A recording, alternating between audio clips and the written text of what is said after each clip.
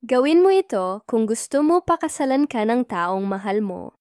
Kumuha ka ng malinis na papel at red na panulat at isulat ang yantra na ito. Sundin lamang ang proseso.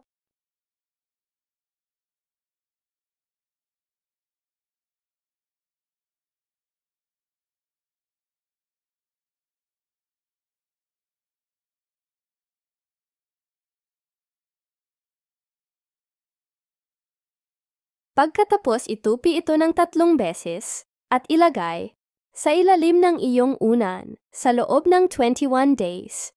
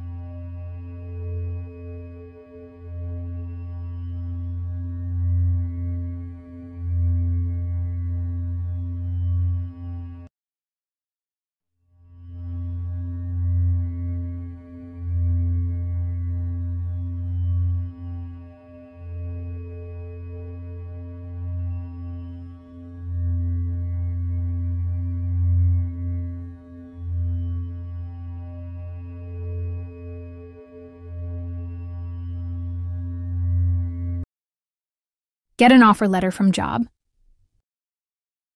using green pen or marker. Write this to your Venus mount.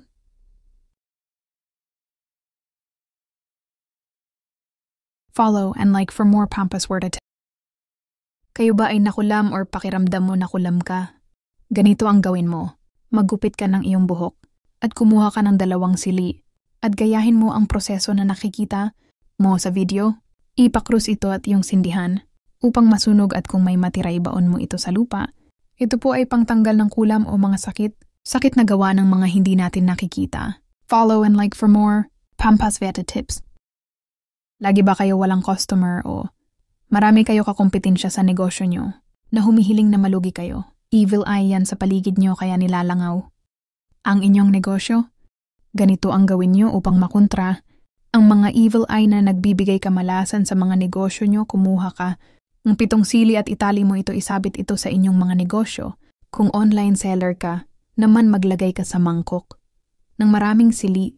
Kung mahalang sili pwede na ng 7 piraso at ilagay mo ito malapit sa ginagamit mo pag online or sa mga paninda mo. Follow and like for more Pampas Word Tips.